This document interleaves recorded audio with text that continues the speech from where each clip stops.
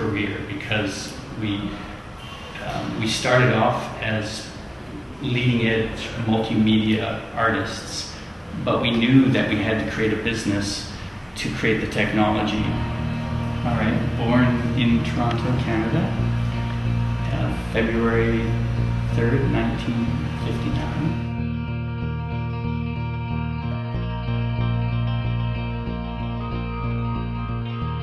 A virtual reality pioneer,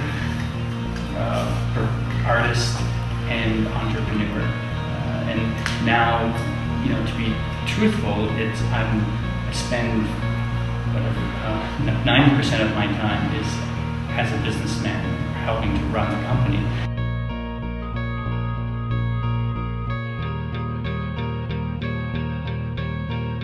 Jaron was a very creative person as well, and in fact he was a musician as well and plays a lot of instruments quite well, and he eventually created some 3D virtual worlds that he could play music using his data glove, and in fact we a number of times performed at the same event. At the time, the real focus was on the head-mounted displays and data gloves, and we were sort of a secondary note of a different way, alternative way of doing virtual reality.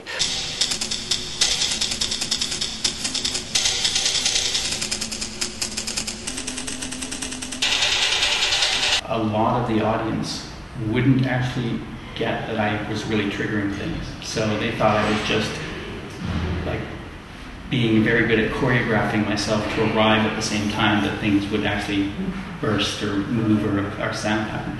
And so there would always be this ripple through the audience when they would get that, oh, he's really actually controlling it.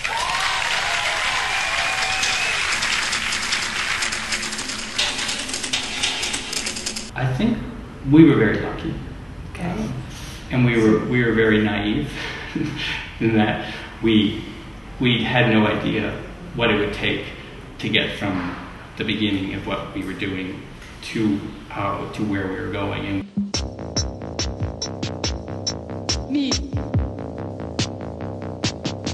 me and my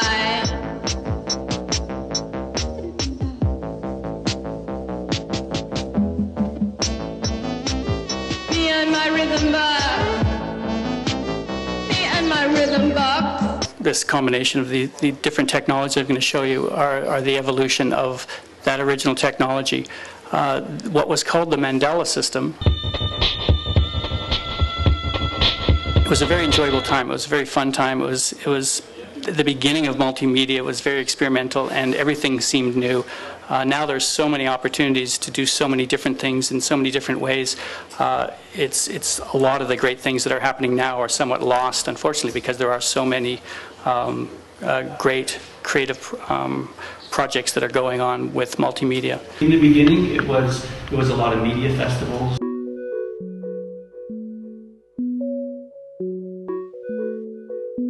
Museums, location-based entertainment facilities, and they'd always want this interactive technology.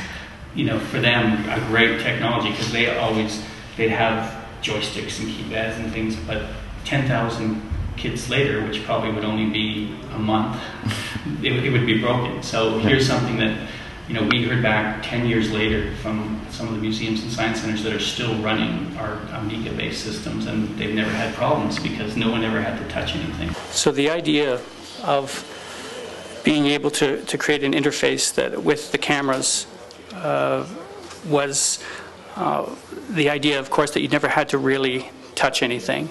And that's still true to today.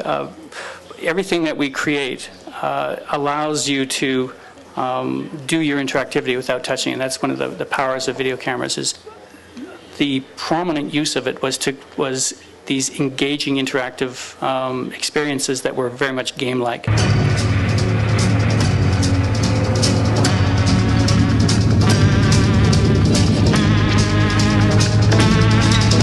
There's a lot of the applications, because of the nature of you being free to move around and not have to wear and touch anything, that were simulations of sports. I'm going to play the basketball application just because it shows the most complexity of the use of the technology.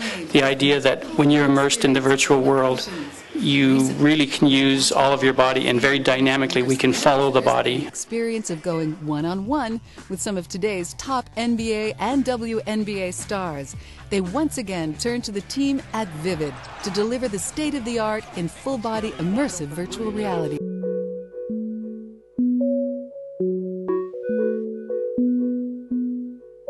Over the years, the simple initial technology where we just knew that you were touching something and we could get the speed and the angle eventually became a video biometric analysis of the human body. So it's not just how I'm moving this way, it's every aspect of my 3D bitmap. These include features such as our image tracker, virtual goniometer, virtual teacher, visual and audio biofeedback, reporting, and protocol customization. The image tracker allows the camera to automatically find the body part involved in the exercise.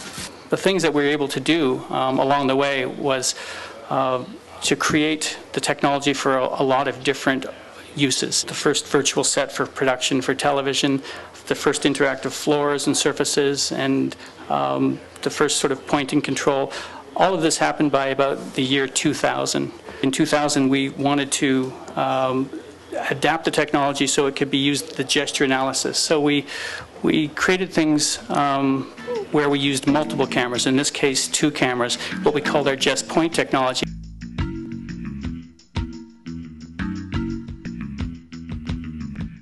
That same technology has been put into kiosks to use in that way. And the same sort of interactivity where you can come up and interact on top of the surface evolved into what is our multi-touch tables. Nowadays our biggest market is both the retail and the digital signage markets. As screens in public spaces get larger and are more like billboards. Less expensive projectors and plasmas, and so the types of public installations, much like Minority Report the movie, where you see large screens everywhere.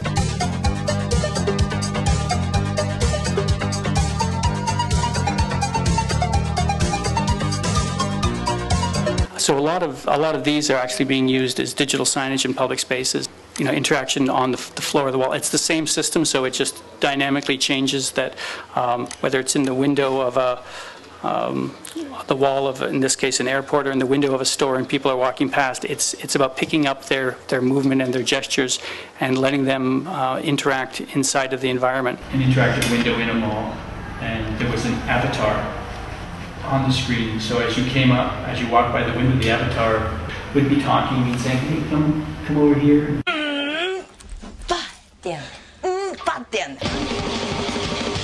When we look at cell phones, we realized that there was an opportunity to use the cameras on cell phones and interact. It's much more natural just to be gesturing. And so what we do is we use the video camera, and we can tell how the phone is moving in relationship to the world. The camera sees the world. It knows that it's moving against the world, up, down, right, left. So in a sense, it's like a 3D joystick in your hand. Docomo in Japan, which is the leading cell phone provider, initially launched our technology on 2 phones and an accelerometer on the other phone, and they worked with us and they created a number of applications.